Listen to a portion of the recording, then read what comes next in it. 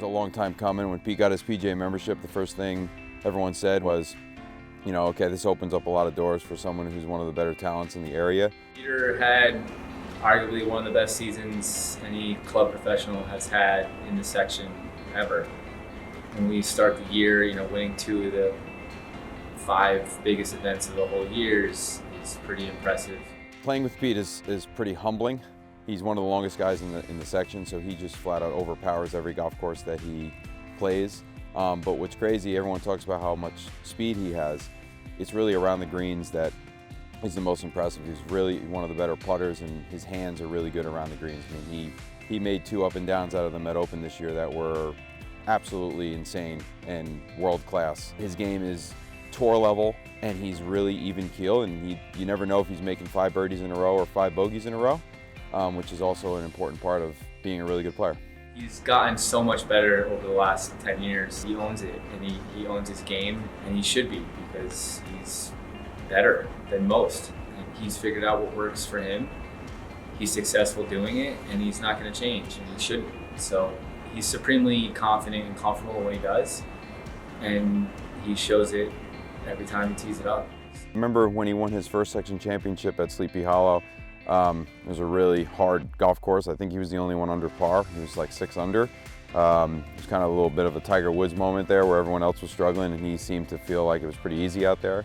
That was kind of like the breakthrough, I feel like, of like, okay, this guy's pretty good and he's going to win a lot of tournaments. And then obviously winning the back-to-back Connecticut Opens, you know, now this year with the Met Open and other section championships, you know, the Silvercrest Cup, winning the New York State Open this year, which, again, a golf course that is tailored for a Pete Ballo who hits it far and straight. You know, it was only a matter of time before he wins at Bethpage Black.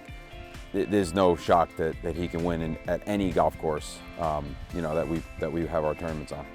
Pete's proven himself to be one of the best club pro players. I mean, he's definitely one of the best in the section. He's arguably one of the best in the country, which makes him one of the best in the world. The sky's kind of the limit in terms of what he can be as a competitive golfer, as a club pro. He's going to continue to keep winning tournaments. He's going to continue to keep competing in tournaments. I don't think anyone would be surprised. He played in numerous majors and competed at a national level for championships. He's been my assistant now for the last 3 years since I've been here at Connecticut, and he's been stepping up every year, pretty much taking hold of everything at the club underneath me, alleviating a lot of the stresses for me, on top of also being a really big ambassador for Connecticut Golf Club. The membership here is obsessed with following his leaderboards and love traveling and taking him on pro-ams. This year he left no doubt on who should be player of the year. He's been in the mix the last few. It might be the first of many.